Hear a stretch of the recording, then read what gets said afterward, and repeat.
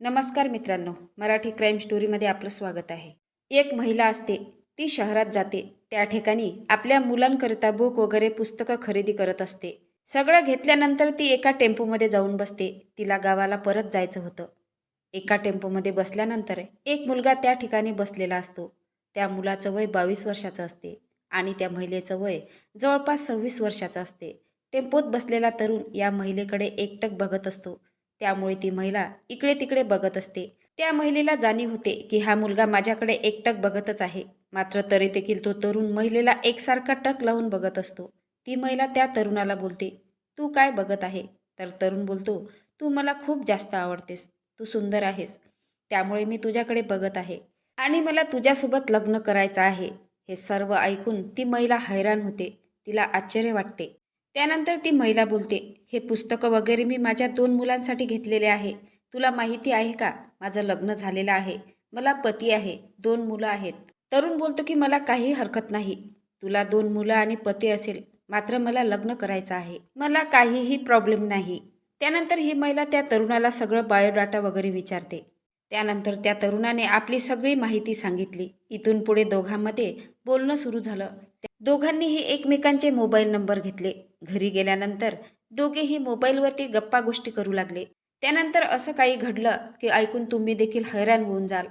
कोठे घडली ही घटना, काय आहे संपूर्ण प्रकरण, जाणून घेऊया सविस्तर या व्हिडिओमधून.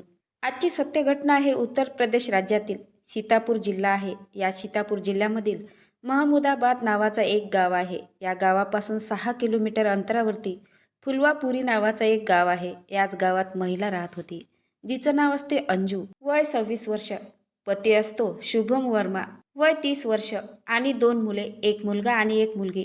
या 4 जणांचं कुटुंब असतं. अतिशय आनंदात सुरू असतं. सर्व काही ठीकठाक सुरू होतं. मात्र एक दिवस या अंजूला शहराकडे जायचं असतं. तिला आपल्या मुलांसाठी पुस्तके वगैरे खरेदी करायचे असतं. तर ही अंजू 500 किलोमीटर दूर शहरात जाते. त्या ठिकाणी ती पुस्तके वगैरे घेते आणि परत येत असताना एका टेम्पोमध्ये जाऊन बसते. त्या टेम्पोमध्ये 22 वर्षाचा एक तरुण बसलेला असतो. हा तरुण या अंजूकडे एकटक बघत असतो. या अंजूने लाजेने शरमेने मान खाली घातली. इकडे तिकडे बघू लागली. मात्र तरी देखील हा तरुण तिच्याकडे एकसारखा बघत असतो. शेवटी तिला राहवलं नाही. ती अंजू त्याला बोलते की तू माझ्याकडे का बघत आहे? तर तरुण बोलतो, मला तू खूप आवडलेली आहे. तू सुंदर आहेस. मला तुझ्यासोबत लग्न करायचं आहे. हे सर्व ऐकून अंजूला आश्चर्य वाटते. अंजू बोलते, माझं लग्न झालेलं आहे. 2 मुलं आहे, पती आहे, माझा संसार आहे. तरुण बोलतो, मला काही प्रॉब्लेम नाही. तरी देखील मला तुझ्यासोबत लग्न करायचं आहे. अंजू विचार करते की हा तरुण आपल्याला सगळं काही स्पष्ट सांगत आहे. त्यामुळे या तरुणासोबत लग्न करायला काही हरकत नाही.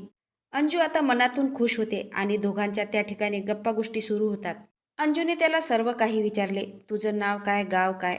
त्या तरुणाचं नाव असतं नितीन शर्मा. वय असतं 22 वर्ष. नितीन शर्मा हा राजस्थानला एका मशीनवरती काम करत असतो. महिन्यातून एकदा किंवा दोनदाच तो घरी येत असतो. या अंजूलाही आता तो तरुण आवडू लागलेला होता. त्यामुळे दोघांनीही एकमेकांचे मोबाईल नंबर घेतले आणि अंजू ही आपल्या गावी परतली.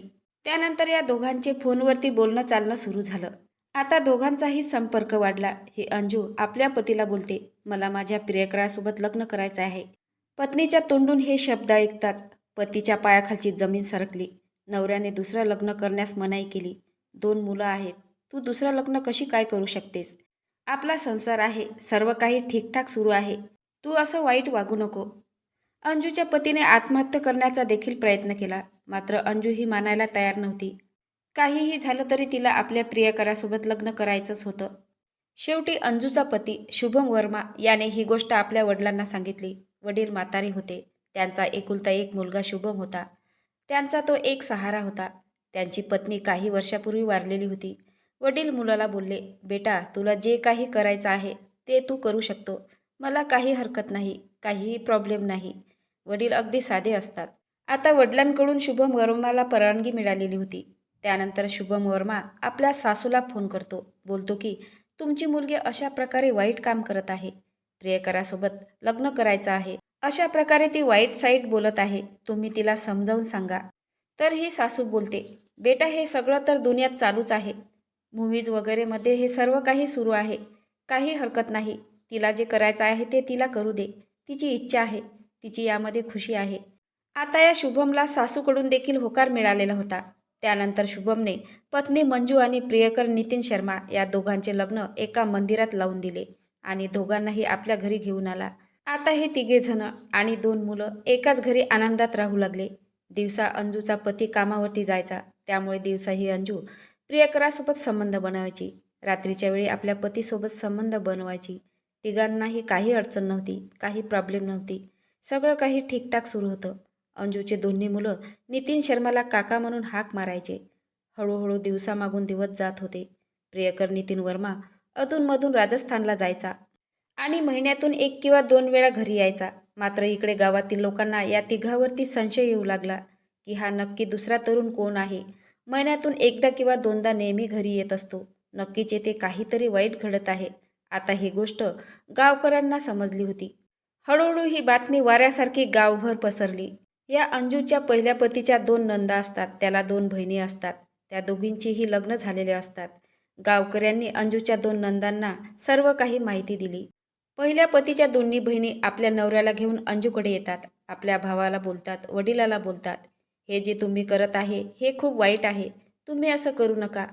समाजात बदनामी होत आहे. लोक विचित्र काही बोलत आहे. ही गोष्ट गावातील लोकांना वाईट वाटते. बहिणीला वाईट वाटते.